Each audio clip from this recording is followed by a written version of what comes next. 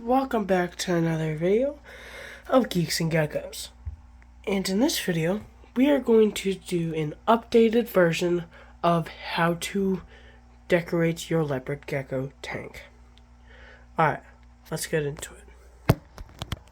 So first, you're going to need a tank. And yeah, because if you don't have a tank, you ain't going to have a leopard gecko. So, you'll need a tank. 10-gallon works for one. 20 is the preferable size for one adult leopard gecko. 30, you can hold about 2.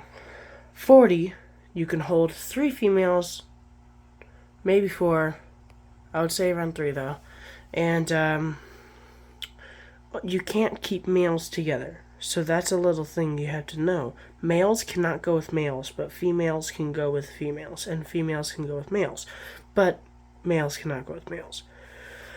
Anyways, you'll need a tank, and you'll need something for it to land on.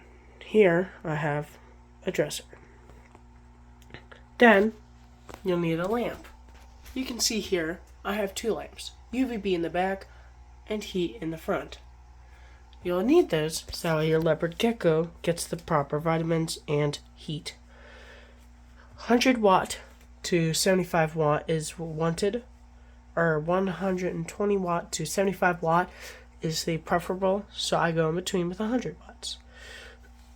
Second thing you'll need is, or third thing you'll need is a hide. Hides. If I can focus. You'll see I have that one for Delta, along with this little cavey sort of deal, along with another cave back there, except she does ignore all those and she uses the aloe. Over here I have that wood, along with some rocks over there, a place behind that snake plant for hides, except he uses up there for some reason. Anyways, those are the first 3 things you'll need. The 4th thing you'll need is a water and food source. Here, I have a water, little water bowl. You can actually buy them. You can buy some water bowls like I have for my snake, as you've seen before. In prior videos, you've seen ones I've used for leopard geckos, but I use this now for minimal space. And then the 5th thing you'll need is something called a humidity box. Most people use these during shedding times.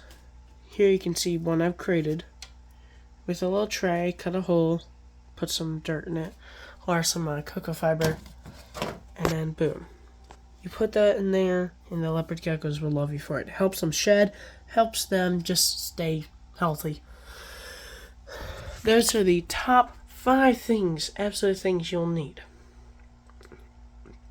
Now, these next things I'll show you really are something if you want to expand. These are sort of optional. Another thing I forgot to say is you'll need some sort of bottom layer. Here, I use cocoa fiber. Loose substrate is kind of like a debated topic because of impaction. Impaction is whenever this stuff right here gets stuck in your leopard gecko's gut. That is a debated thing. But the top 3 things are newspaper, reptile carpet, and paper towels. Those 3 things are the top 3 things. Now the top 3 loose substrates, or at least I know of, are sand, but trust me, sand is not good. That is the highest impaction rate of all. Do not do sand. Cocoa fiber is another one, and I believe semi-arid mix is another one. In fact, you can make your own with cocoa fiber, magnolia leaves or oak leaves, but they had to be boiled first, sphagnum moss, and you can bake wood. I have used red maple bark. I used that. I baked it, and then I'll scrape the bark into here and then you have that mix. Like here, you can see in my room, sir. Right over here, it's a little piece of leaf. And then boom, that works well. Now, if you do a bioactive setup, that's an entire thing I'll do an entire video about. But I sort of have a half bioactive right now. But another thing that gives enrichment to your tank is plants. If you already see here, you can see the pothos, the asparagus fern,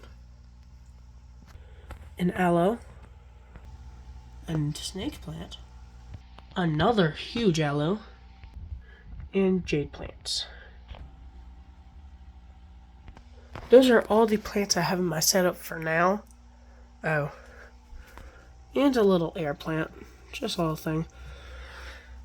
And those are all the things, and those are the plants I have in there.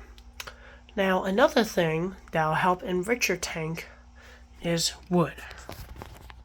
This is optional, but if you want to make your tank look really cool, wood is a very good option. Specific woods are not edible, are not good though.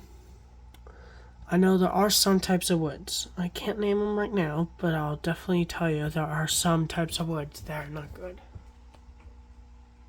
Now, one other thing you'll need for your leopard gecko tank is a way to tell the temperature and can't really show it on this one. There we go. That's better.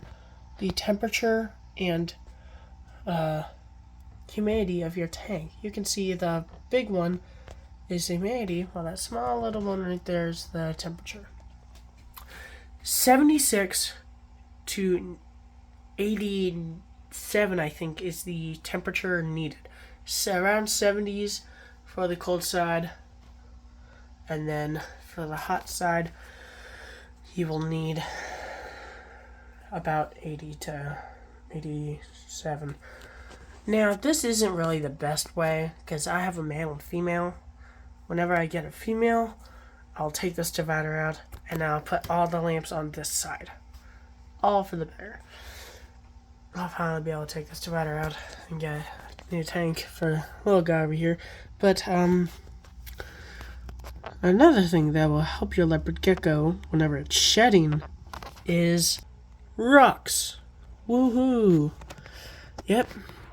That one thing you can find in your backyard will help your leopard gecko shed. You can see that one has a really rough pattern. That will help your leopard gecko a lot when it comes to shedding. It's basically, imagine, like, if you're itching and, like, you have, or whenever you're showering and you have that, like, white skin that wants to peel off. That's what it's like for them. Yeah, that wasn't really the best representation, but anyways. Asparagus fern, that's a really nice addition. Pothos, a really good addition to your tanks. Now when it comes to plants, some plants are not good. Like cactus, I would not put that in. Although it may look cool and it may fit where they're from, don't. Those prickles will hurt them. Another thing you may want in your tank, this is just optional. You don't have to do this. You can do these setups where you get a tank and you just completely strip it of everything, so it's just tank and lid and doors, if it has doors. And then you make your own background from here all the way to here. You will make your own background and all this stuff, but I haven't done that before. I plan on doing it at some point, but I haven't done it before. But yeah. Anyways, for the best substrate, I think I forgot a piece.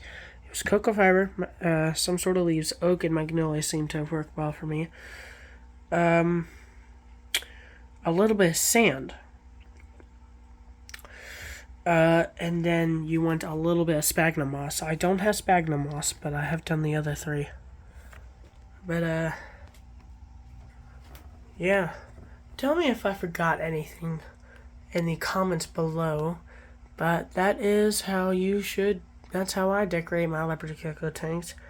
And next time I reorganize something I do here, I will post a video on how to do it. Anyways, bye geeks and geckos. See you in another video.